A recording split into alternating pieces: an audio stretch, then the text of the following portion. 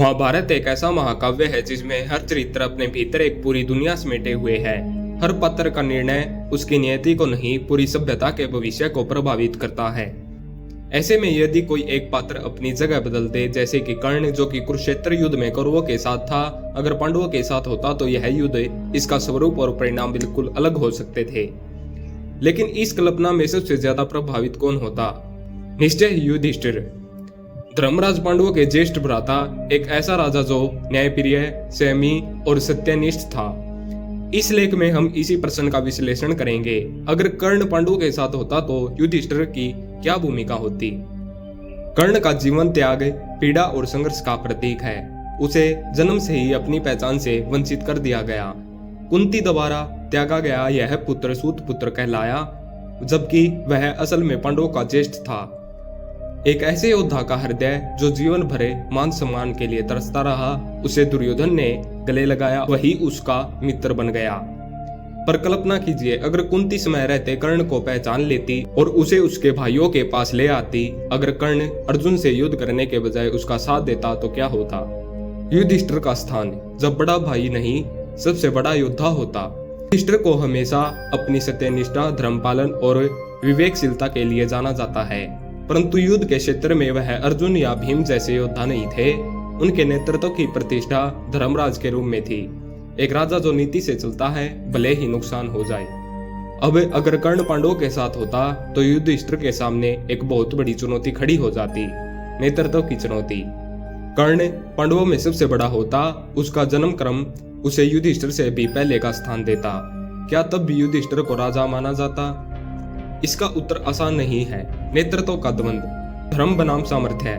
कर्ण न केवल सबसे बड़ा था, बल्कि सामर्थ्य में भी अर्जुन के समक्ष था और कई बार उससे आगे माना गया। यदि पांडवों में कर्ण होता तो पांडवों के पास अर्जुन, भीम और कर्ण तीन महान योद्धा होते।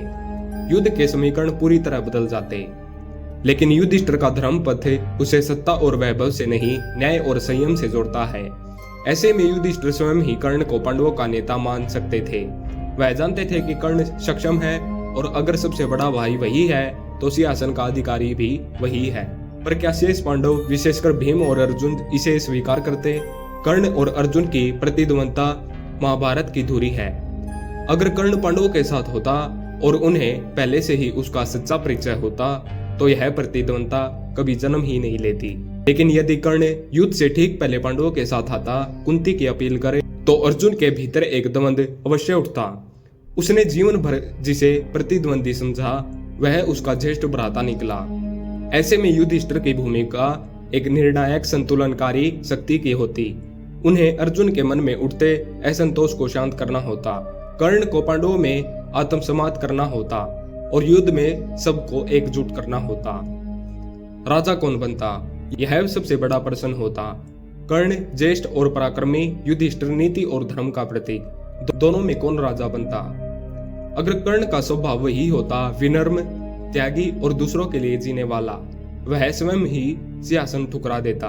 वह कहता, मुझे भाई मिले हैं, यही सबसे बड़ा राज है मेरे लिए। और युधिष्ठिर जो सदा त्याग की भावना से ओतप्रोत थे, संभव है वे भी कर्ण को राज सिंहासन देने को तैयार होते। परंतु राजनीतिक दृष्टिकोण से देखें तो ऐसे द्वंद को लेकर पांडवों में दरार भी पड़ सकती थी और यही वह जगह होती जहां युधिष्ठिर की असली परीक्षा होती। युधिष्ठिर का सबसे बड़ा गुण था आत्मसंयम। जब उन्होंने जुए में सब कुछ हार दिया, तब भी उन्होंने अपनी गलती स्वीकार की और वनवास को सहजता से अपनाया। ऐसे में अगर कर्ण पांडवों के साथ होता तो युधिष्ठिर की भूमिका एक सेतु की होती, जो अतीत के दर्द और वर्तमान की नीति के बीच संतुलन बनाए रखे।